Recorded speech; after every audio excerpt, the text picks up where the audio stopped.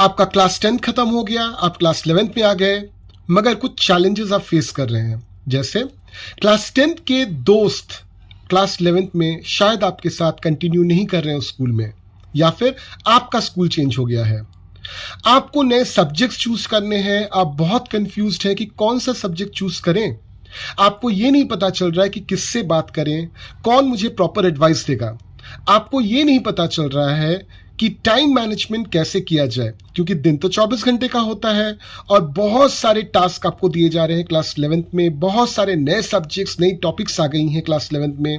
आपको समझ में नहीं आ रहा है कि 24 घंटे को मैनेज कैसे किया जाए।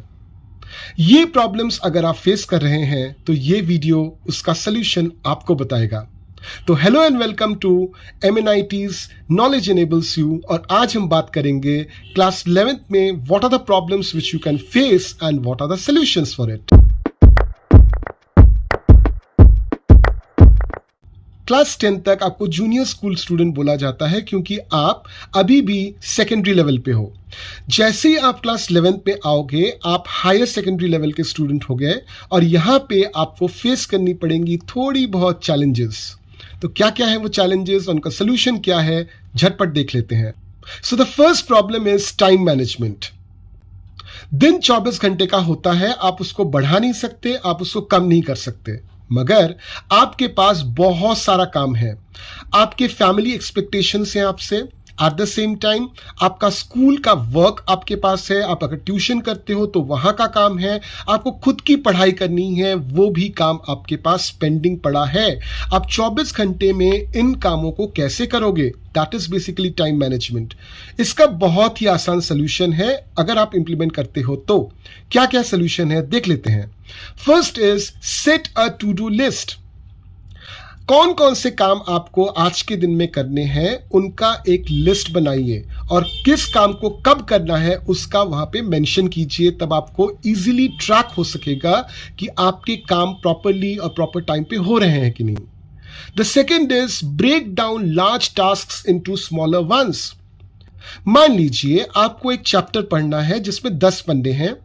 आप ये 10 पन्ने एक दिन में नहीं पढ़ना चाहते या नहीं पढ़ पाओगे, तो आप एक काम कीजिए, उन 10 पन्नों को 2 पार्ट में डिवाइड कर लीजिए, 5-5 पन्ने करके।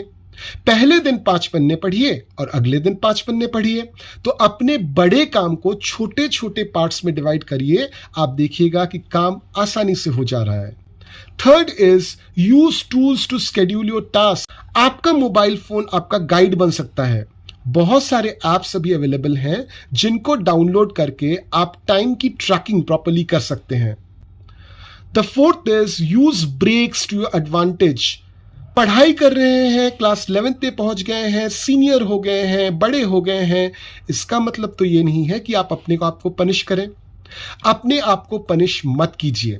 जो भी काम आपको करना है उस काम में छोटे छोटे ब्रेक्स बनाइए, छोटे छोटे गैप्स बनाइए और उन ब्रेक्स में, उन गैप्स में कुछ ऐसा कीजिए जो आपके माइंड को फ्रेश कर देती हो। से फॉर एग्जांपल आप गाना सुन सकते हैं, आप कुछ पढ़ सकते हैं, दोस्तों से बातें कर सकते हैं, कोई वीडियो गेम खेल सकते हैं, whatever that refreshes you. The fifth is ask for help. बड़े होने का मतलब ये नहीं है कि आप दूसरों से मदद नहीं मांग सकते, आप बिल्कुल मांग सकते हैं। तो अगर आप कहीं पे अटक गए हैं, बिना झिझक दूसरे की हेल्प मांगिए। जो दूसरी प्रॉब्लम आपको हो सकती है वो है लो मोटिवेशन की। तो क्या इसका भी सलूशन है? हाँ बिल्कुल, इसका भी सलूशन है। देख लिया जाए कौन कौन से सलूशन हैं इसके। सो पहला है रिवॉर्ड योरसेल्फ। अपने आप को तकलीफ देने से कोई भी काम नहीं होगा, बल्कि अगर आप अपने आप को रिवॉर्ड करते हैं, यानी कि अपने आप को खुद वाहवाही देते हैं, अपनी पीठ खुद थपथपाते हैं, तो देखिएगा आपको मोटिवेशन मिल जाता है और साथ में आपके काम भी बड़े आसानी से हो जाते हैं। The second is understand your study style. आपका दोस्त और आप दोनों ही शायद एक ही सब्जेक्ट कॉम्बिनेशन पढ़ रहे हैं, एक ही पेपर्स पढ़ रहे हैं, एक ही टीचर दोनों को पढ़ा रहे हैं, मगर दोनों के पढ़ने का स्टाइल अलग है। तो बिल्कुल भी दूसरे के पढ़ने के स्टाइल को कॉपी मत कीजिए, खुद के स्टाइल को पहचानिए। हो सकता है कि कोई एक सब्जेक्ट आपको पढ़ने में ज़्यादा टाइम लगता हो या फिर कोई एक सब्जेक्ट पढ़ने में समझने में आपको कम टाइम लगता हो। तो हर किसी का अलग पढ़ाई का स्टाइल होता है। उस स्टाइल को समझिए, उस स्टाइल पे स्टिक कीजिए। The next is acknowledge what is stopping you. जब भी हम आगे बढ़ने की कोशिश करते हैं, कुछ ना कुछ परिस्थितियां या कुछ ना कुछ घटने या कुछ ना कुछ चीजें ऐसी हमारे साथ होती हैं जो हमको आगे बढ़ने से रोकती हैं। उन चीजों को पहचानिए। जैसे ही आप उन चीजों को पहचान जाएंगे, आप जान जाएंगे कि उन चीजों को अवॉइड कैसे किया जाए। The next is face your fears. डर हर किसी को लगता है। ऐसा नहीं है कि आप बड़े हो गए तो आपको डर नहीं लगेगा, मगर यह भी याद रखिए कि डर के आगे ही जीत है। यानी कि अगर आपको किसी चीज से डर लगता हो, उससे भागिए मत, उसे फेस कीजिए। The next is communicate your difficulties. अगर आपको कोई परेशानी है तो दूसरों से बात कीजिए। खोज निकालिए कोई ऐसा जिससे आप मन की बात कर सकें, क्योंकि अगर आप अपनी प्रॉब्लम्स किसी दूसरे को बता पाओगे तो आपका प्रॉब्लम कम नहीं होगा, मगर आपको सुकून मिलेगा, आपको वो ताकत मिलेगी कि उन प्रॉब्लम्स को आप फेस कर पाओ। हम जब बच्चे होते हैं ना, तो उस समय हमारा दिमाग बिल्कुल साफ होता है। हम ज्यादा कॉम्प्लिकेशंस में नहीं पड़ते, ना ही ज्यादा कॉम्प्लिकेशंस हमको समझ में आती हैं। मगर धीरे धीरे जब हमारी उम्र बढ़ती है तो हम खुद कॉम्प्लिकेट हो जाते हैं। हमारी आसपास की चीजें हमको कॉम्प्लिकेट बना देती हैं। तो यही है हमारा थर्ड प्रॉब्लम जिसे हम फेस कर सकते हैं क्लास 11th में, that is too much distraction. अगर आपके आसपास डिस्ट्रैक्शन है, कोई चीज है या कोई घटना है या कोई इंसान है जो आपको प्रॉपरली सोचने से रोक रहा है, तो उसको हटाना बहुत जरूरी है। और कैसे हटाएंगे वो चीजें या फिर वो इंसान?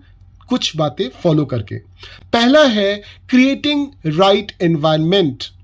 पॉजिटिव सोचिए, पॉजिटिव लोगों से मिलिए, ट्राई कीजिए नेगेटिव लोगों से दूर रहने के लिए, क्योंकि नेगेटिव लोग या फिर नेगेटिव परिस्थितियां आपको डिस्ट्रैक्ट करती हैं। The next is clean up and organise the workplace. आप जहां पे बैठ के पढ़ते हो वो जगह बहुत इंपॉर्टेंट रोल प्ले करती है आपकी पढ़ाई और आपकी कंसंट्रेशन को बिल्ड करने के लिए। वास्तुशास्त्र कहता है कि दो तरह की एनर्जीज होती हैं हमारे चारों तरफ, एक है पॉजिटिव एनर्जी, एक है नेगेटिव एनर्जी। अगर आप किसी ऐसी जगह पे बैठ के पढ़ाई करते हो जो जगह प्रॉपरली साफ नहीं है या फिर बहुत सारे सामान आसपास बिखरे हैं, तो वहां से नेगेटिव एनर्जी का फ्लो होता है और पढ़ाई जो है वो एक पॉजिटिव एनर्जी से ही बन सकता है। तो अगर आप अपने आसपास नेगेटिव एनर्जी ज्यादा रखोगे तो इससे आपका कंसंट्रेशन वीक हो जाएगा और आपका कंसंट्रेशन कभी कभार टूट भी सकता है। The next is use music as an escape. बहुत सारे लोगों के लिए म्यूजिक जो है एक मेडिसिन का काम करती है, एक हीलिंग एजेंट का काम करती है। तो कभी कभार होता क्या है कि अगर आप बहुत ज्यादा टेंस्ड हैं, बहुत ज्यादा टायर्ड हैं, किसी भी चीज में मन नहीं लग रहा है, सुनिए म्यूजिक। ऐसे म्यूजिक सुनिए जो आपको तरोताजा कर दे। The next is shut off your mobile. Mobile बहुत इंपॉर्टेंट है आज के जमाने में, but at the same time mobile के वजह से डिस्ट्रैक्शन सबसे ज्यादा होता है। तो जब आप पढ़ने बैठें या कोई ऐसा काम करने बैठें जिसमें हाई कंसंट्रेशन लगता हो, अपने मोबाइल को वहां पे स्विच ऑफ कर दीजिए। The next is set a deadline. एक एग्जाम्पल लीजिए एक एथलीट का। एक एथलीट जिसको मान लीजिए 400 मीटर्स की रेस दौड़नी है, उसको हो सकता है कोई फिजिकल प्रॉब्लम हो, उसका हो सकता है कि कोई मेंटल प्रॉब्लम हो उस रेस के वक्त, हो ही सकता है, वो भी इंसान है।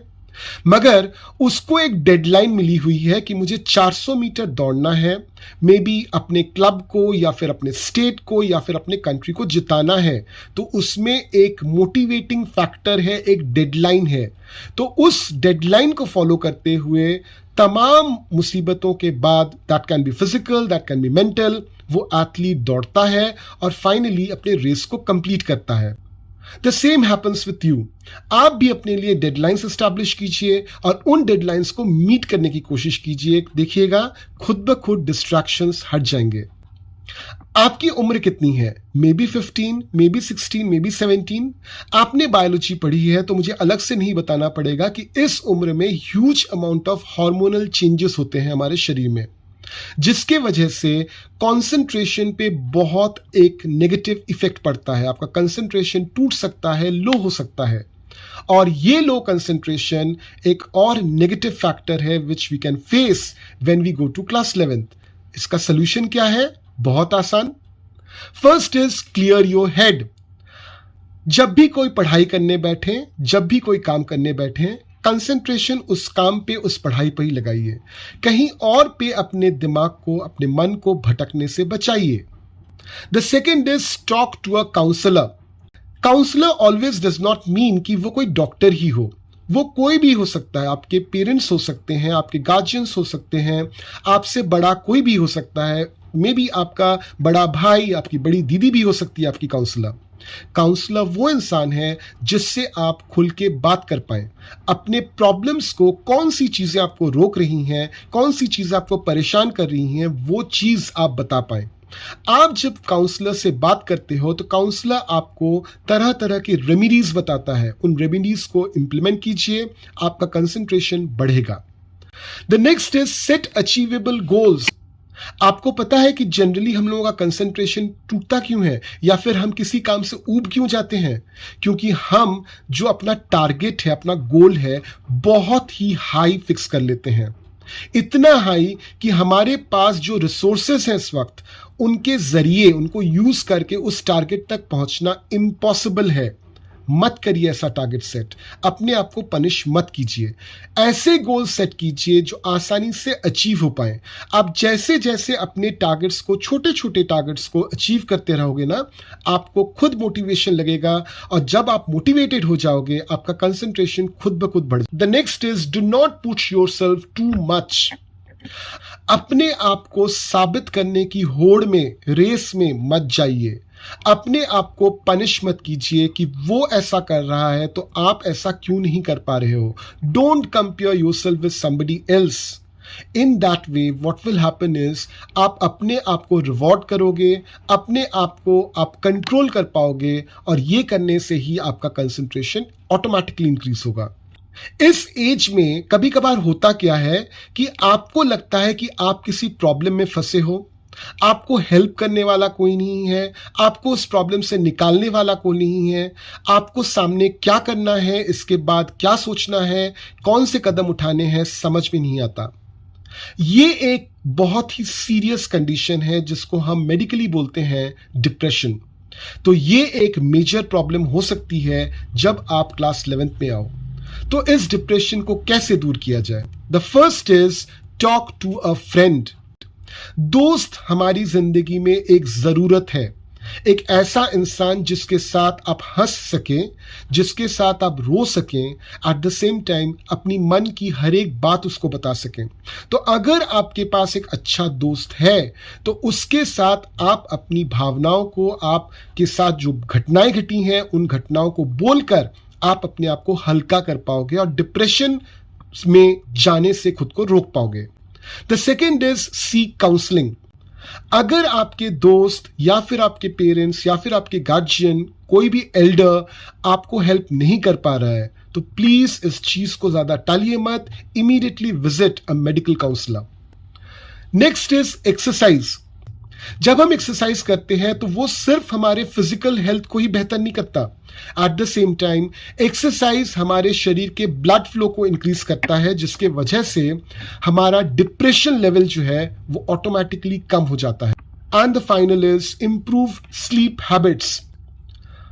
डिप्रेशन में एक इंसान बहुत ज्यादा सोचने लगता है किसी चीज को लेकर, और जब कोई इंसान बहुत ज्यादा किसी चीज को लेकर सोचना शुरू कर दे, उसका डायरेक्ट इंपैक्ट पड़ेगा उसके स्लीप हैबिट पर। उसको नींद कब आएगी, वो मैक्सिमम टाइम जगा हुआ रहेगा। और आपको पता है कि sleep is extremely essential for our body.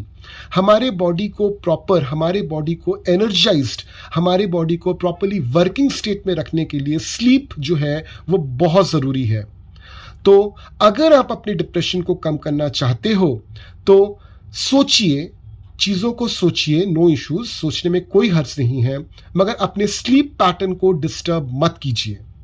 ये तो थी मेन प्रॉब्लम्स। इनके अलावा भी बहुत सारी ऐसी प्रॉब्लम्स हैं जो आप फेस कर सकते हो इस पर्टिकुलर एज में।